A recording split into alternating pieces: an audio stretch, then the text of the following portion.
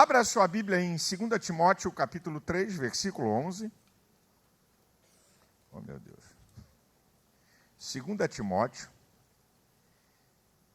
capítulo 3, e o versículo 11.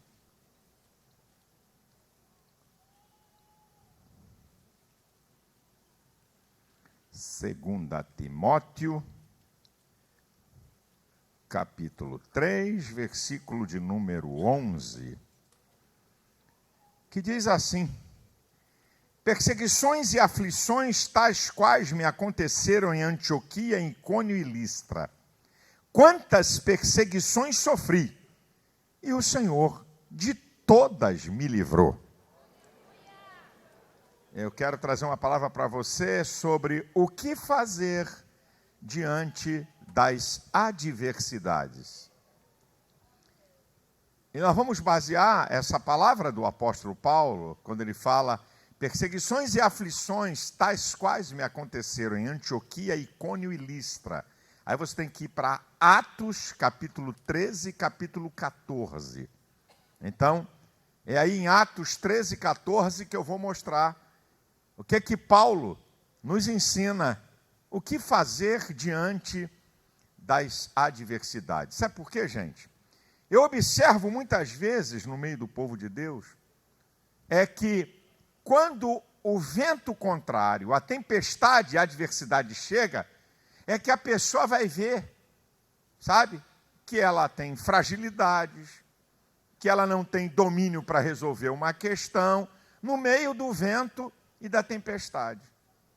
Então eu vou te dar aqui a receita do apóstolo Paulo, para que você possa saber o que fazer diante das adversidades. E aqui eu começo. A primeira, preparação. O problema, minha gente, é que nós vamos enfrentar lutas e adversidades sem termos nenhum preparo, sem estar preparado para os embates. Você quer ver Paulo antes das lutas e das adversidades? Atos, capítulo 13, vamos lá, abre aí a sua Bíblia, está com a Bíblia? Abre ela aí. Atos, capítulo 13, do versículo 1 ao 4. Antes de começar a jornada dele. Depois nós vamos passar e ver. Ele em Antioquia da Pisídia, ele em Icônio e ele em Listra. Mas aqui começa. Atos 13. Na igreja que estava em Antioquia, havia alguns profetas e doutores, a saber, Barnabé, Simeão, chamado Níger, Lúcio, Cirineu, Manaém, que fora criado com Herodes, e o tetrarca é Saulo. Está falando de Paulo. Tá? Vai prestando atenção no texto. Olha o que está dizendo. Servindo eles ao Senhor, jejuando, disse o Espírito Santo: apartai-me Barnabé e Paulo para a obra que eu tenho chamado. Então, jejuando, orando e pondo sobre eles as mãos, os despediram. Então, antes do embate das lutas e adversidades, tem uma preparação. Número 1, a preparação dele. Pertencia à igreja. Paulo pertencia à igreja. Qual a igreja que você pertence? Quando eu falo de igreja, eu estou falando de templo. Igreja é o corpo místico de Cristo. A igreja é aquele lugar, ou aquelas pessoas que congregam em algum lugar, que tem a liderança de um pastor, e que estão ligadas, que é um corpo, conjunto de membros interdependentes. Então, ele tinha igreja. Nós estamos vendo aí hoje um monte de crente avião, ou crente online. Tudo bem, irmão online? Irmão online. Negócio fantástico, né? Eu sei que tem pessoas que estão em hospital, estão trabalhando, estão enfermas em casa, estão cuidando de alguém. Eu sei disso, meu irmão. Não é com você que eu estou falando. Eu estou falando é com esses que pensam que vão sobreviver na vida espiritual apenas no online. Não tem igreja online, não. Você já viu isso? O braço em Nova Iguaçu, a cabeça na Penha, a perna na Barra da Tijuca.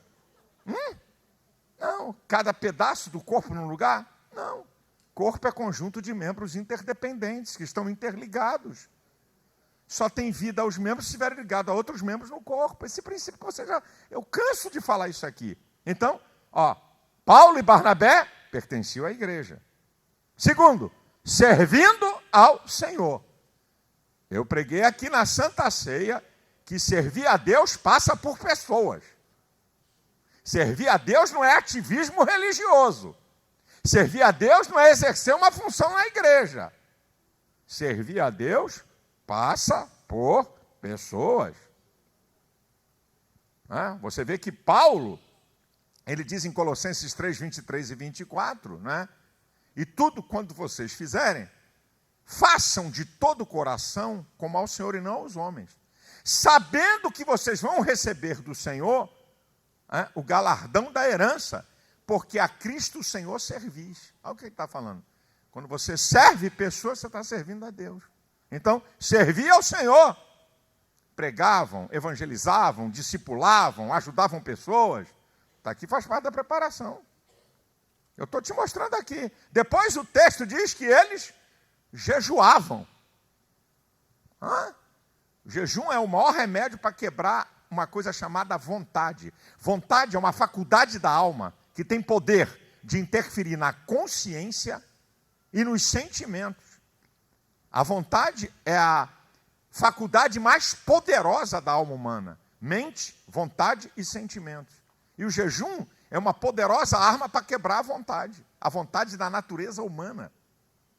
Eles jejuavam. Outra, oravam. O crente só quer orar na hora que vem o furacão. Arruma tempo para orar, arruma tempo para estar na igreja, arruma tempo para ler a Bíblia. Só quando bate o vento contrário, corre para a igreja. Aí vem para Jesus. Aqui, estou mostrando aqui. Outra, dirigido pelo Espírito Santo. Está aqui no texto, de 1 a 4. Outra, puseram a mão sobre eles. Isso é, estavam debaixo de autoridade espiritual. Meu irmão, nós estamos vendo um tempo muito difícil. Esse tempo, as pessoas se submetem a qualquer um que não tem autoridade espiritual nenhuma. Hoje nós temos uma moda na igreja de coach. Coach. Eu não estou menosprezando o trabalho das pessoas. Mas coach não é autoridade espiritual. Coach não é para orientar a sua vida. E o que eu acho engraçado é que eu vejo um monte de coach que eu queria saber qual é a empresa que eles fundaram e que tiveram sucesso. Você é coach? Para treinar pessoas a dirigir empresas? Qual é a tua empresa? Cara, eu nunca vi tanta teoria na minha vida. Qual é o teu negócio de sucesso? Você está ensinando teoria, tu não tem prática, tu nunca dirigiu uma empresa. Isso aqui foi um grande CEO de uma companhia de sucesso e que agora saiu para treinar pessoas. Não, isso aqui tem um grande negócio. Como o povo é trouxa, mas isso é outro assunto. Vamos deixar para lá. Eu estou te mostrando aqui, isso aqui faz parte da preparação, irmãozão. Não tem mágica no Evangelho. Deus não é mandrake. Para o pessoal novo, mandrake é uma revistinha. Mandrake é uma revistinha de uns 50 anos atrás. Um cara mágico que tinha uma varinha. Está lembrando, né, Isaac? É da tua época também, né? O cara mágico tinha uma varinha, as coisas aconteciam. Mandrake. Isso é da minha época. Né? A garotada nova não sabe nem o que ele está falando ali. É a mesma coisa que falar em retroprojetor. Não sabe nem o que é retroprojetor. Fica sem saber, vai consultar. Isso é coisa do museu. Mas Deus não trabalha nessa coisa não, irmão. E Deus não faz milagre toda hora. Deus deixa o curso da vida, entrega a caneta da história para você escrever. Então, em primeiro lugar, Paulo estava preparado para as adversidades e para os embates. Agora vamos ver. Agora vai começar aqui a jornada. Primeiro, em Antioquia da Pisídia, Atos 13, versículo 45 e do 50 ao 52. Olha o que é que diz o texto. Olha lá. Então os judeus, vendo a multidão, encheram-se de inveja e, blasfemando, contradiziam o que Paulo dizia. Versículo 50 ao 52. Mas os judeus incitaram algumas mulheres religiosas e honestas e os principais da cidade e levantaram perseguição contra Paulo e Barnabé e os lançaram fora dos seus limites. Sacudindo, porém, contra eles o pó dos pés, partiram para Icônio. E os discípulos estavam cheios de alegria do Espírito Santo. Então, vamos ver primeiro aqui os elementos da adversidade. Inveja. Ô miséria desgracenta é essa?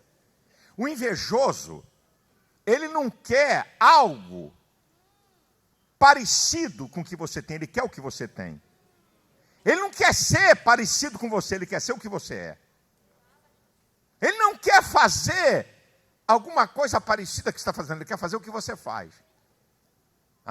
Aqui, ó, movidos de inveja, ó, a adversidade. Aí a coisa vai, como diz, vai apertar. A coisa vai piorar, né? São os elementos. Perseguição.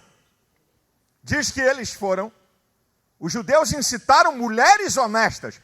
Rapaz, gente de reputação, falar contra você. As mulheres honestas falaram contra Paulo e Barnabé. Essa gente de reputação que tem crédito. Você lutar com alguém que tem crédito, que te calunia, te difama, não é fácil. Então ele sofreu perseguição, calúnia, difamação e rejeição. Foram expulsos. A rejeição é uma das coisas mais terríveis para levar uma pessoa. São os chamados fatores externos que levam uma pessoa à depressão. Perdas, injustiças e rejeição. São os 3 fatores externos, porque tem os fatores internos, né?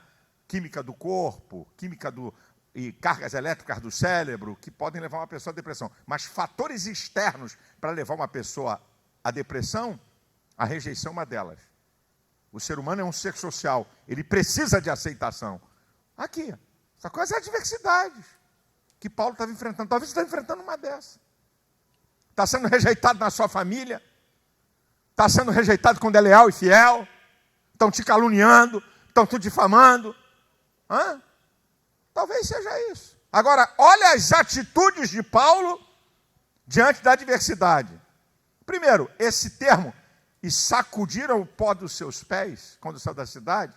Jesus disse lá em Marcos 6,11, assim, quando você pregar, rejeitarem, sacode o pé, para que dizer assim, ó, estou limpo desses caras. Vocês não quiseram aceitar? Agora dá conta para Deus. É o que Paulo está dizendo aqui. Vocês não querem aceitar? Era uma simbologia. Vocês não querem aceitar o Evangelho? Vocês não querem aceitar a palavra da salvação? Então, resolva com Deus, eu estou fora. Agora, olha como ele enfrenta isso. Por que ele não fica desanimado? Por que ele não fica triste? Por que não para a trajetória dele? Os discípulos estavam cheios de alegria e do Espírito Santo. Quando você está cheio de alegria e do Espírito Santo, ocupou o lugar. Tanto na vida emocional como na vida física, que 2 corpos não podem ocupar o mesmo espaço, na emocional também. Se você está cheio de alegria, de otimismo, e principalmente do Espírito Santo, não tem lugar para tristeza, não tem lugar para angústia, não tem lugar para desânimo. Aqui está Paulo. Eles não deram importância, sabe, para a rejeição, tá? Eles continuaram em direção ao objetivo. Continuaram. Não dá para continuar pregando aqui em Antioquia da Pisídia? Eu vou pregar em Icônio. Você não pode perder seu objetivo por um empecilho, uma adversidade, meu filho. Não perca. E a maneira de você combater a adversidade é você continuar a sua jornada e não deixar nenhuma adversidade parar você. Agora ele vai para Icônio. Atos capítulo 14, versículos 5 e 6. Eu digo aqui para você, para a gente ganhar tempo. E levantaram um motim contra Paulo e Barnabé para o insultar e o apedrejar. Olha que coisa interessante está dizendo. Motim, uma armação. Armaram contra Paulo e contra Barnabé para o insultar, isso é, para ver se eles perdiam o equilíbrio emocional.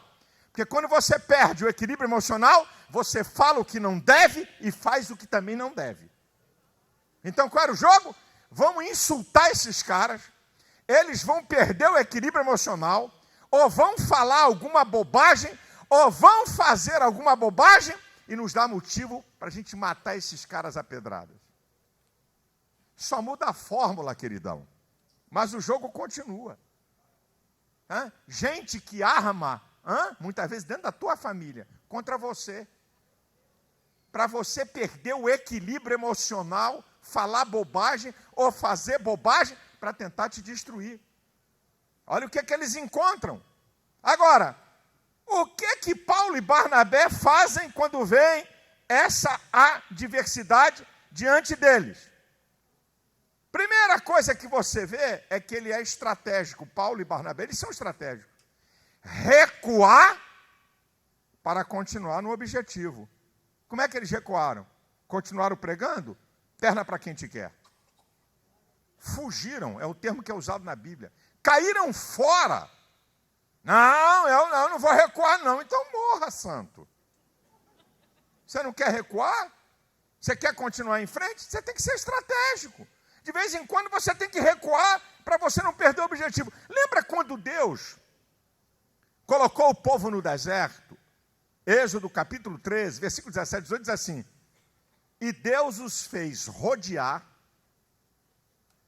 pelo caminho mais longe, e não pelo caminho dos filisteus, porque vendo a guerra, desistissem. Olha lá, ó. Deus não levou pelo caminho, mas era Deus que estava levando o povo. Vou fazer esse povo rodear, porque eles vieram de uma vida de escravo, não estão preparados fisicamente, emocionalmente, psicologicamente, para o confronto. Então, eu tenho que mudar a direção. Olha Jesus, gente. Em João 11, 53, 54, quando ele percebeu que os caras queriam matá-lo, ele já não andava mais entre os judeus. Foi para uma cidade no deserto, ele caiu fora. Porque não estava na hora dele morrer. Recuar para continuar o seu objetivo é inteligente. Meu sogro, saudoso pastor Santos, gostava de usar um texto de Eclesiastes 9:4. É melhor, vale mais um cão vivo do que um leão morto. Vale mais. O que adianta você enfrentar uma situação que vão te destruir? Tem hora de recuar, tem que ser estratégico, meu brother. Não está na hora do confronto, cai fora daí. Sai desse lugar porque vão passar o rodo em cima de você, vão passar o trator. Então sai fora. Agora olha o que vai acontecer. É interessante aqui, eu falando sobre isso aqui, de usar a inteligência, não é? Desculpa, eu falando aqui, isso aqui já é outro papo. Eu falando disso aqui, tá? De você saber a hora de continuar, a hora de parar e a hora de retroceder. Você tem que saber. Você tem que saber que nível de luta você está enfrentando, que você pode continuar, ou que você tem que dar uma parada, ou você tem que recuar estrategicamente. Você tem que saber disso, queridão. Quando você enfrenta lutas e adversidades, você tem que saber disso. Aí ele cai fora, para onde ele vai? Para Listra. Ele vai para Listra. O elemento da adversidade chega no clímax. Icônio deu para fugir, mas em Listra não deu não. A turma apedrejou a Paulo. E arrastou para fora da cidade, dando como morto. Atos 14, começa a história do versículo 19 ao 22. Então, agora Paulo sente no físico e no emocional a dor. Tem luta e adversidade que vai atingir teu físico. Doenças que a gente chama de psicossomáticas. Doença no corpo, produzida por questões da mente, das emoções das pessoas. Talvez tenha alguém aqui que está doente, mas não é por um defeito de uma área do teu organismo. É uma doença produzida por questões emocionais. Meu irmão. Tem clímax de luta e adversidade que vai estourar em alguma parte do teu organismo. Ou então, você sentir dor na alma mesmo, angústia profunda, agonia e estados depressivos. É o clímax da adversidade e da luta. Vamos ver como é que Paulo vai lidar com isso? No clímax da luta e da adversidade, o que esse cara faz? Primeiro, ele usa de inteligência. Arrastaram para ele para fora da cidade, dando como morto. Ele não estava morto, ele se fez de morto. Tem hora, meu queridão, que você vai ter que fazer o jogo da adversidade por um tempo, se não quiser que ela acabe contigo. O apóstolo Paulo ficou quieto por um tempo,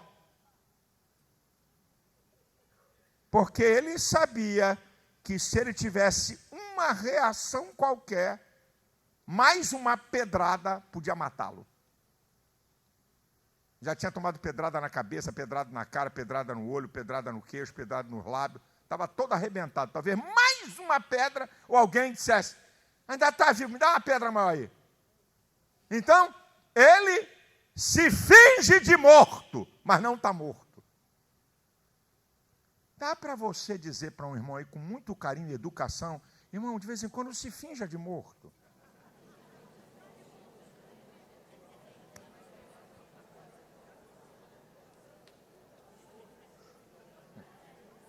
Rapaz, a Bíblia é fantástica. Escute isso aqui, ó. Escute. Davi estava sendo perseguido implacavelmente por Saul. 1 Samuel, capítulo 17, versículo 10 a 15. Ele vai diante do rei de Gade, Aques. E aí o pessoal diz assim, rei, esse daí não é o Davi, aquele que derrotou o nosso campeão? Lembra de onde que era Golias? 1 Samuel 17,4, Golias de Gate. Foi a derrota acachapante que Davi comandou contra os filisteus. Diz a Bíblia que quando Davi ouviu isso, ele temeu. Ele estava só, diante de um rei. Você sabe o que Davi fez? Se fingiu de maluco. Babou, artista, o cara virou artista, irmão. Vai ler o texto. Babou pela barba. Se contrafez agarrando a muralha. O rei disse, tira esse maluco da minha presença. Já não basta os doidos que estão aqui? Meu filho, de vez em quando tu tem que se fingir que é doido. Tu não é doido. Mas se faça de doido, senão o nego te arregaça.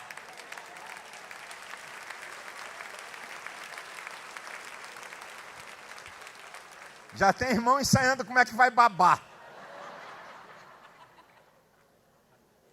Está aqui. Você tem que aprender isso, meu irmão.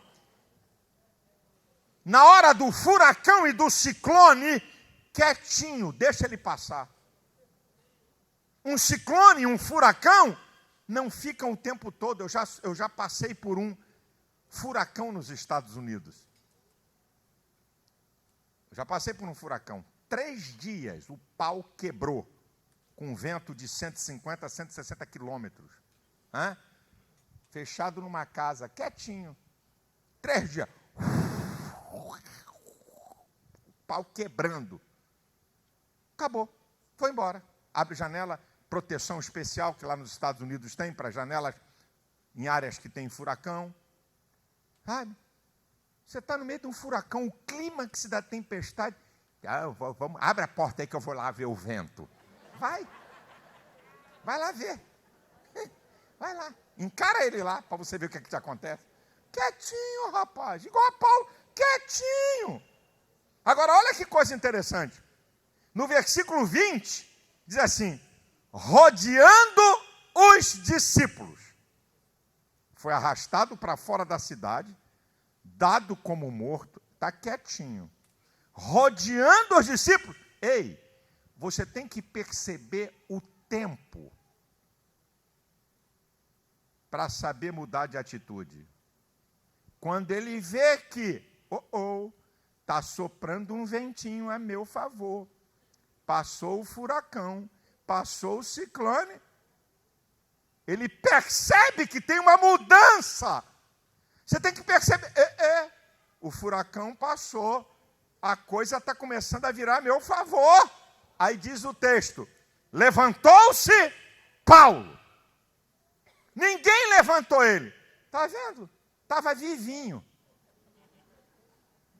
Dando uma de morto. Me pega aqui, por favor, que eu não consigo levantar. Levantou-se, ninguém ajudou a levantar ele. Está ele lá prostrado, não adianta. Só tem irmão agora. Levantou. Saiu de uma atitude passiva para uma atitude ativa. O cara proativo. A pessoa proativa é aquela que é responsável por suas decisões e escolhas. E suas decisões e escolhas não estão baseadas em axiologia, em humor e opinião de outros. Estão baseadas em princípios. É um cara proativo, que decide, que escolhe, que percebe, que entende. Aqui, ó, levantou-se. Está na Bíblia, irmão. Agora, olha o que ele vai fazer. Ele se levanta, volta de novo para a cidade que foi apedrejado e prega naquelas cidades em volta. Sabe o que ele está mostrando para mim? Você quer vencer lutas e adversidades? Fé, coragem e nada de superstição. Fé, coragem e nada de superstição. Nunca mais eu entro nessa cidade. Eu fui apedrejado, pode me apedrejar de novo. Eu fico vendo crente supersticioso, que é a coisa mais terrível que tem. Crente supersticioso. Eu não. Aconteceu comigo, sei lá se vem esse diabo de novo. Meu irmão, você tem que ter fé. Fé para romper com essas questões, essas lutas, o que você passou, romper. Fé, Deus está comigo. Coragem, que resiste, enfrenta o medo. Nada de superstição. Na minha vida não tem sorte nem azar. Na minha vida tem vontade de Deus. Está aqui Paulo, meu irmão.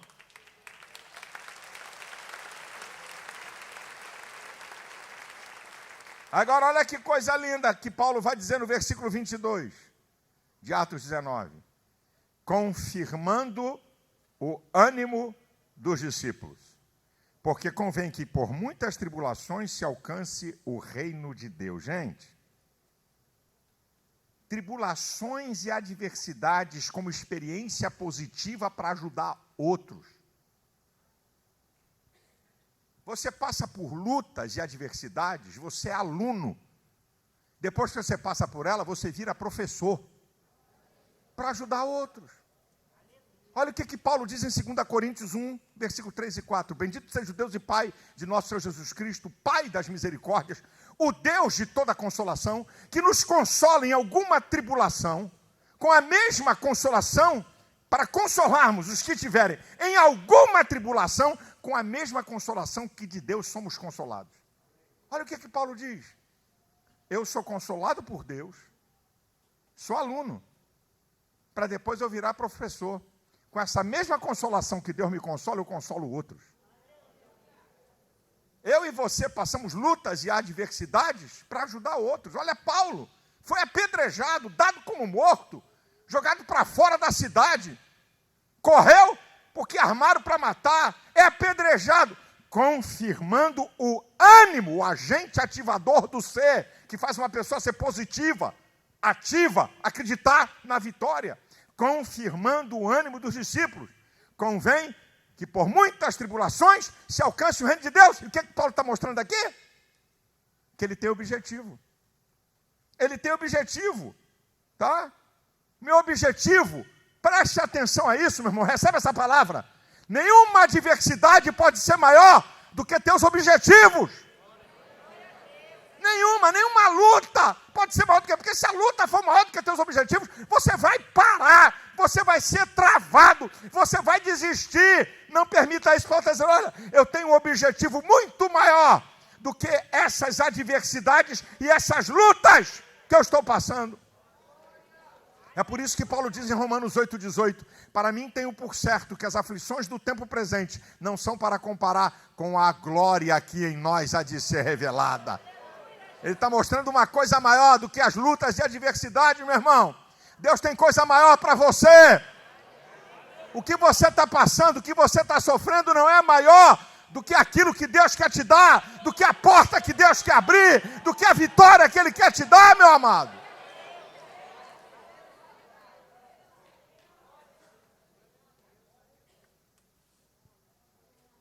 Qual é a conclusão? A conclusão da minha palavra é essa aqui. Vou até beber um pouco d'água. Não desanima, não. Na maioria das vezes, Deus nos livra na tribulação e não da tribulação. Na maioria das vezes, Deus nos livra não da. Olha Paulo. Aflições e perseguições, tais quais me aconteceram em Antioquia, Icônio e Listra. Quantas perseguições sofri, mas o Senhor de todas me livrou. Ele não disse que Deus livrou ele das perseguições. Diz que Deus livrou ele nas perseguições. O que é que diz o Salmo 34, versículo 19? Muitas são as aflições do justo. Não é pouca não, viu, filho? É muita. Mas o Senhor o livra de todas. Olha o Salmo 40, como é que Deus livra na tribulação e não da tribulação. Olha o que diz o Salmo 40. Ele diz que ele clama a Deus, porque ele está num charco horrível. Ele ouviu o meu clamor, me tirou de um charco de lodo, de um charco horrível, e colocou os meus pés sobre a rocha. Deus não livrou ele do charco de lodo. Deus livrou ele no charco de lodo. E é o que Deus faz comigo e com você. Eu já disse aqui e repito mais uma vez, povo de Deus. A matéria mais difícil da escola da vida chama-se adversidades, mas é a única que faz a gente crescer. Não tem outra. Você só cresce com luta. Você só é aprimorado com luta. Por isso que Paulo diz em Romanos 5,3, sinto prazer na tribulação, porque a tribulação produz a paciência, a experiência, a esperança. E a esperança não traz confusão, porque o amor de Deus está derramado em nossos corações pelo Espírito Santo que nos foi dado. Então a tribulação produz a paciência. Você tem que aprender a esperar. Não adianta. Não está no teu controle. Então é exercitado em você o controle emocional. Paciente é uma pessoa que suporta dor e infortúnio sem queixa e com resignação. Então Deus está treinando você, para você se dominar. Aí, você passa por essa tribulação, tem uma experiência. E o que Paulo está querendo dizer com essas palavras aqui? É que você aprende, é disciplinado a controlar suas emoções, a suportar emocionalmente o que você passa. Depois você passa pela experiência de vencer isso, e aí é produzido uma outra coisa chamada esperança. Esperança é a confiante perseverança no futuro. Sabe o que significa isso? Quando eu passar por outra tribulação, eu sei que ela não vai me destruir e que eu vou vencê-la. Esperança. Então você é treinado, eu sou treinado nesse negócio, irmão. Eu sou treinado nesse troço igualzinho a você. Não tem negócio de, olha, você, pastor, você está fora, viu, filhinho? Não está fora não, irmão. O couro come no teu lombo e come no meu também. O pau quebra para você, o meu também. Cada um na sua. Quer a minha luta? Leva para você, quer? Não quer, também não quero a tua, não. Sabe qual é a maior luta do mundo? A minha. Porque compete a mim lidar com ela, resolver, depender de Deus. Sabe qual é a maior luta do mundo? A sua.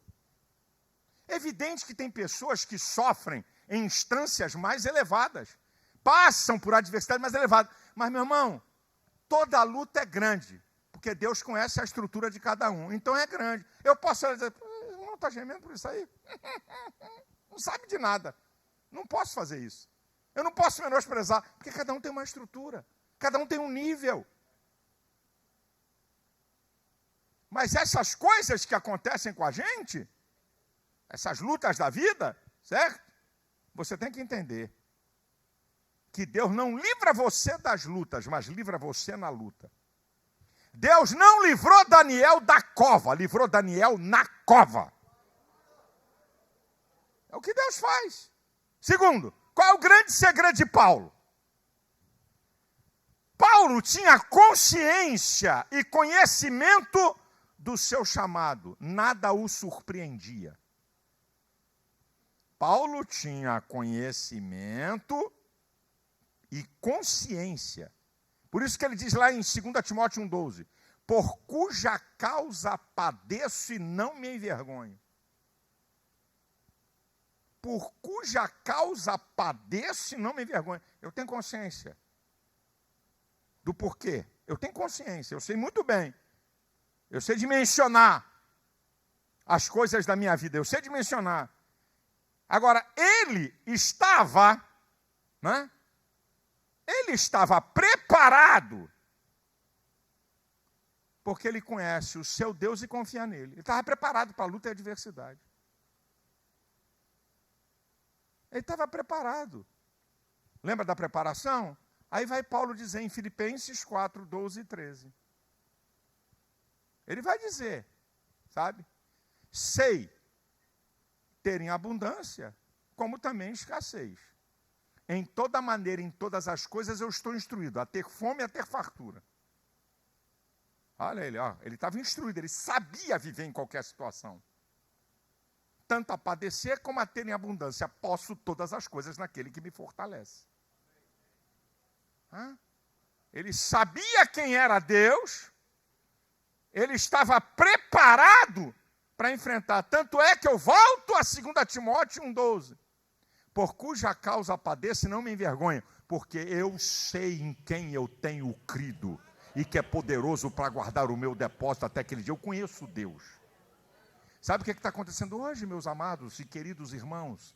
Um povo que não tem experiência com Deus.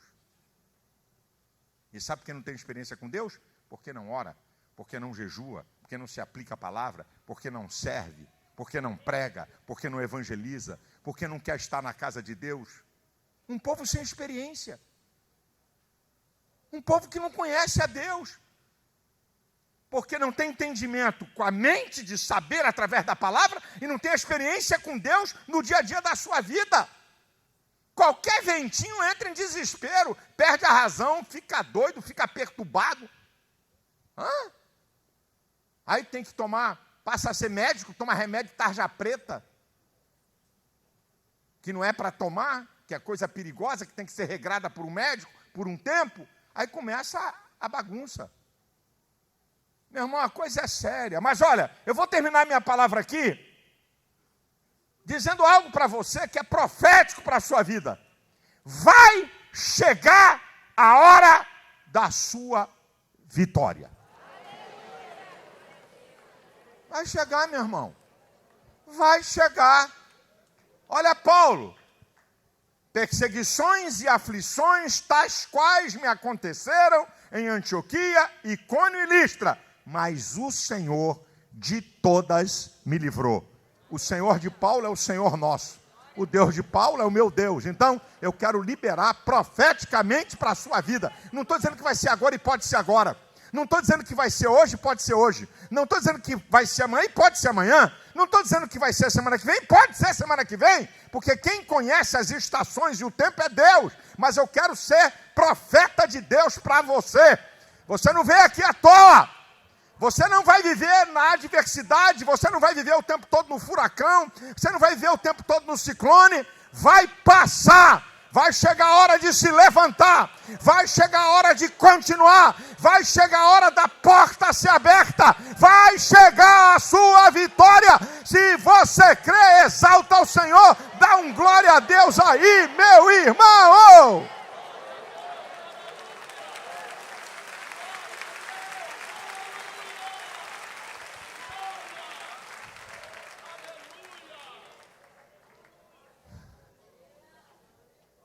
Você sabe quantas vezes Paulo passou por esses lugares? Que botaram ele para fora, que armaram para o matar, que foi apedrejado 3 vezes e deixou igrejas fundadas. Passou pela adversidade, passou pelo vento, passou pela tribulação, mas não desistiu. Voltou novamente a todos esses lugares e deixou igrejas fundadas. Na segunda e na terceira viagem missionária. Isso é uma lição para a gente, meu irmão. Não é porque você foi derrotado em uma área da sua vida que acabou para você não, meu irmão. Vou dizer aqui uma palavra que está aqui no meu coração e pode anotar aí e registrar. Se eu estou dizendo isso aqui, minha irmã, tu foi abandonada? O cara caiu fora? Não quero mais saber de homem. Não faça isso não. Quem disse que todo mundo é igual a esse cachorro safado que te deixou? Quem falou isso para você? Você tem direito a ser feliz. Você teve uma experiência negativa com um homem, mas não significa que todos os homens é igual a esse pilantra que deixou você numa pior. Hã? Você, meu irmão, desculpa, eu vou falar aqui, porque tomou um par. E aí o casamento foi pro beleléu, e acha que tudo que é mulher é igual a essa que você teve? E aí tem medo, nunca mais quer. Não quer. Não, senhor, você tem direito a ser feliz. Nem toda mulher como essa mulher. Você tem que aprender isso, meu irmão. Porque eu passei uma luta. Não, eu tive um filho com um problema, não quero ter mais filho. Quem te falou? Filhos são heranças do Senhor. Eu tenho medo. Eu tive uma gravidez, foi difícil. E Deus pode te dar uma outra. E você tem um filho e ser abençoado. Não pare por causa de uma luta, por causa de uma adversidade, por uma coisa contrária, por uma derrota, e você acha que acabou. Eu não vou ter mais negócio nenhum. Eu tive um negócio, quebrei. Eu quebrei 6 vezes, rapaz. Isso é de conversa, vim falar para mim de quebrar. Eu fiz um negócio, quebrei, fiz o segundo, quebrei, o terceiro, quebrei, o quarto, quebrei, o quinto, quebrei, o sexto, quebrei. Mas tirei lições desse negócio todo para hoje estar aqui diante de vocês. Meu Deus, quebrei, eu não vou dirigir mais nada. Deu errado aqui, deu errado ali. Quebrei, já era. Conversa, rapaz. Deus está falando com pessoas aqui. Não deu certo uma coisa? Tente de outra maneira, tire lições disso. Aprenda com esse negócio. E eu não quebrei, nunca disse, diabo, seu cachorro safado. Não, diabo nada, fui eu. Quebrei por me precipitar, quebrei por entrar em coisa que eu não conhecia, quebrei por ouvir a opinião de outros. Não tem nada a ver com o diabo, não. Tem a ver comigo. Então, não fica se lastimando por coisas que deram errado. Levanta, sacode o pó, toca a vida, tente de novo, vai dar certo. Algum lugar aí na frente, Deus tem uma vitória para você, tem uma porta para você. Pastor, eu ia me casar com um cara e o cara me largou perto do casamento. Graças a Deus, que livramento, hein, filha? Tu sabe o bagaço que tu ia levar para casa? Não reclama. Pastor, eu ia casar, já está fazendo enxoval. Eu me lembro da minha irmã. Uma delas, só para você ficar curioso, não saber qual delas foi. Uma delas, namorando um cara, fazendo enxoval, noiva. O cara desmanchou com ela pelo telefone. Eu pensei que ela ia ter um surto psicótico. Se minha mãe não tivesse a sabedoria e a inteligência para lidar, ela queria rasgar tudo, destruir tudo. Entrou numa crise poderosa. Minha mãe, calma, Deus tem o melhor para você. Deus tem o melhor para você, calma. E pai, foi uma lenha. Foi uma lenha. Só faltava ela querer virar freira. Aí foi para o seminário. Aí lá no seminário, conheceu um servo do Senhor. A palavra dela para o servo do Senhor: não quero nada com você não. Tá? Como quem diz, não adianta, estou decepcionado, o cara só no sapatinho. Somebody love. Somebody love, somebody love, somebody love. O resumo da história: ela casou com um cara extraordinário, é feliz, reuniu família. Não pense que um desastre é a desgraça. Muitas vezes um desastre Deus permite para te livrar de uma coisa muito pior. Deus está falando aqui com alguém emocionalmente perturbado por algum desastre emocional. Dá glória a Deus e graças a Deus. Aquilo era um precipício para você. Vou falar aqui porque Deus colocou no meu coração. Minha filha, Deus tem um príncipe para você, não um mulambo não. Deus tem um príncipe, aguenta a tua onda, espera a hora que você vai passar por. Você não vai ficar chupando o dedo e patitia não. Você tem direito a ser feliz. Fica aí no teu lugar que vai vir um macho crente. Um espada. Um irmão espada. Para cuidar, não é um frouxo, nem um broxa, não. É um homem. Português bem claro, para cuidar de você.